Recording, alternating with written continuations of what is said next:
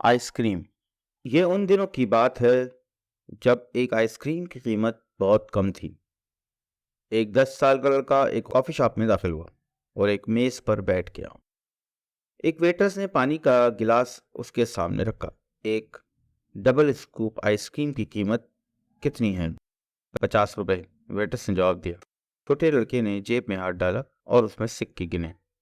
दोस्तों, मेरी वीडियो को लाइक करें और इस चैनल को ज़रूर सब्सक्राइब करें और साथ ही बेल का आइकन भी दबाएं ताकि मैं मज़ीद अच्छी वीडियो आपके लिए लाता रहूं। और सादा आइसक्रीम? इसने पूछा। कुछ लोग अब एक मेज़ का इंतज़ार कर रहे थे और वेटर्स भी चिल्ला चुकी थी। 35 रुपए से फ़ौरन कहा। छोटे लड़के ने दोबारा सिक्के गिने। मुझे एक सिंगल स्कूप ला दें। वेटरेस आइसक्रीम ले आई, बिल मेज़ पर रखा और चली गई।